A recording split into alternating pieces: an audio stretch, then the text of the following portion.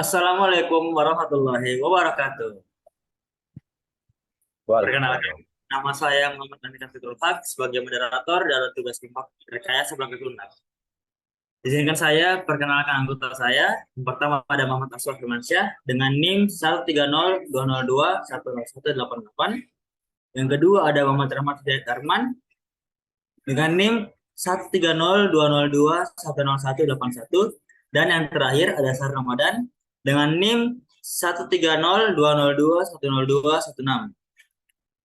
Di sini saya akan mempresentasikan tugas yang telah dikasih oleh dosen pengampu kami, yaitu Ibu Putri Pelestari Lokapitasari Belauna, Reskom MT. Next. Untuk di slide latar belakang yang akan dibacakan oleh saya sendiri, AutoCAD adalah software atau program komputer yang digunakan untuk membuat gambar teknik seperti gambar arsitektur, mesin, elektronik, dan lain sebagainya.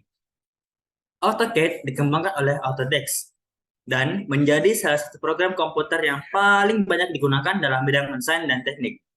AutoCAD menggunakan format file .dwg dan .txf yang dapat dibuka dengan program AutoCAD atau program lain yang mendukung format file tersebut. AutoCAD memiliki berbagai macam fitur dan alat desain yang memungkinkan pengguna untuk membuat gambar teknik dengan presisi dan detail yang tinggi. Beberapa fitur tersebut antara lain penggunaan blok, layer, dimensi, teks, dan lain sebagainya. AutoCAD juga memiliki berbagai macam add-on atau plugin yang dapat diinstal untuk memperluas fungsionalitas program sesuai dengan kebutuhan pengguna. AutoCAD digunakan oleh berbagai macam profesi seperti arsitek, insinyur, teknisi, desainer interior, dan lain sebagainya.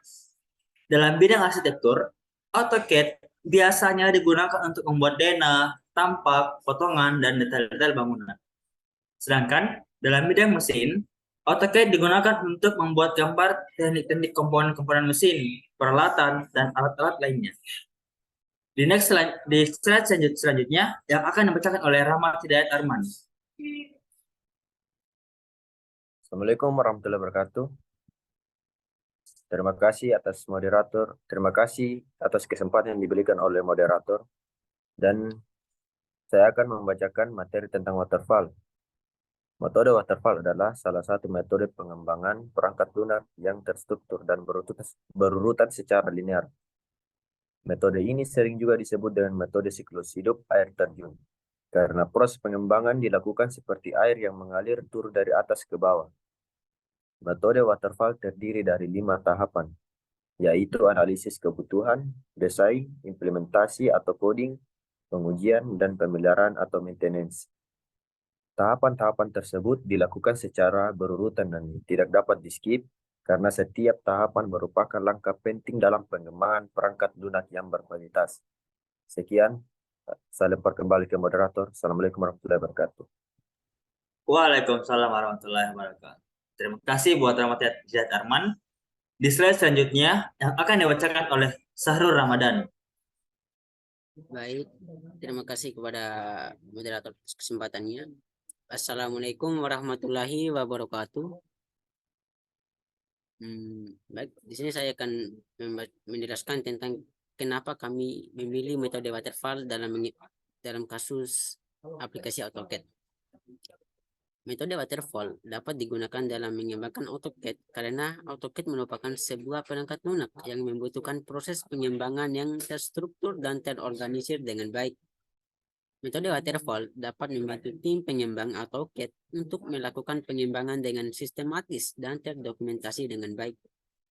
Selain itu, pengembangan AutoCAD melibatkan proses yang kompleks dan membutuhkan kejelasan dalam kebutuhan fungsional dan teknis.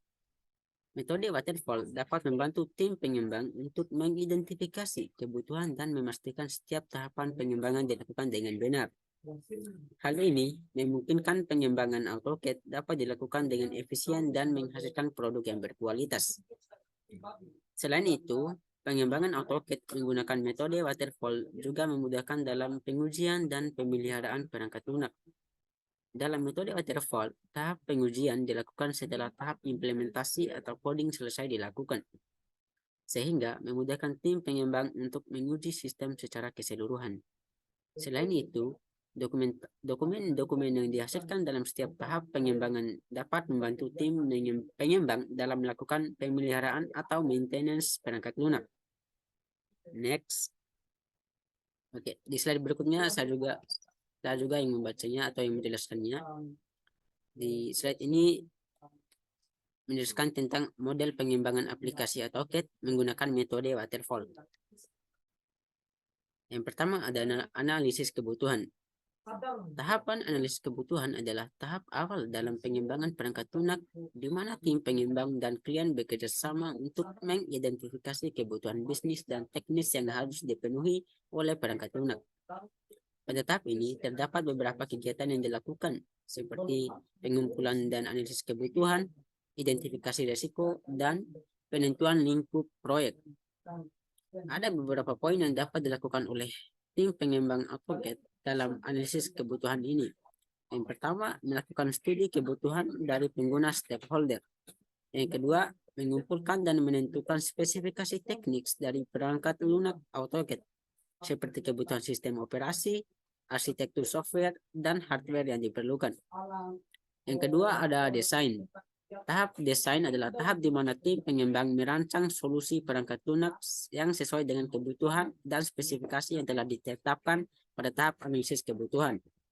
Pada tahap ini terdapat beberapa kegiatan yang dilakukan, seperti merancang arsitektur perangkat lunak, membuat spesifikasi teknis, dan menyiapkan desain detail. Ada beberapa poin yang dapat dilakukan oleh pengembang AutoCAD dalam tahap desain ini. Yang pertama ada merancang arsitektur software yang akan digunakan untuk membangun AutoCAD. Yang kedua, merancang UI atau user interface untuk AutoCAD.